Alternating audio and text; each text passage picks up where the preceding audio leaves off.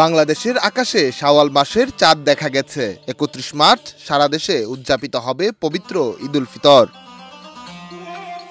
রবিবার সন্ধ্যায় জাতীয় মসজিদ বাইতুল মুকাররমে ইসলামিক ফাউন্ডেশনের সভাকক্ষে জাতীয় চাঁদ দেখা কমিটির সভা শেষে এই তথ্য জানানো হয়। বৈঠকে সভাপতিত্ব করেন কমিটির সভাপতি, ধর্ম বিষয়ক মন্ত্রণালয়ের উপদেষ্টা ডক্টর আফম খালিদ হোসেন। বৈঠকে কমিটির সদস্যসহ অন্যান্যরা উপস্থিত ছিলেন।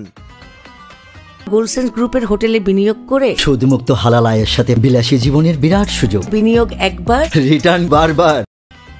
১ মাস সিয়াম সাধনার পর শাওয়াল মাসের প্রথম দিন মুসলমানদের সবচেয়ে বড় ধর্মীয় উৎসব ঈদুল ফিতর উদযাপিত হয়। ইসলামী শরিয়া অনুযায়ী দুজন নির্ভরযোগ্য ব্যক্তি এবং একজন পুরুষ ও দুজন নারী চাঁদ দেখার বিষয়ে সাক্ষ্য দিলে তা গ্রহণযোগ্য হয়। এভাবেই বিভিন্ন উৎস থেকে তথ্য পাওয়ার পর জাতীয় চাঁদ দেখা কমিটি পর্যালোচনা করে চাঁদ দেখার বিষয়টি নির্ধারণ করে এবং পবিত্র ঈদের ঘোষণা দেয়া হয়। ঈদুল ফিতর উপলক্ষে দেশবাসীকে শুভেচ্ছা জানিয়েছেন প্রধান উপদেষ্টা ডক্টর মোহাম্মদ ইউনূস। এছাড়াও শুভেচ্ছা জানিয়েছেন বিএনপি চেয়ারপারসন বেগম খালেদা জিয়া, ভারপ্রাপ্ত চেয়ারম্যান তারেক রহমান সহ বিভিন্ন রাজনৈতিক দলের নেতৃবৃন্দ। ডেস্ক রিপোর্ট, দেশ রূপান্তর।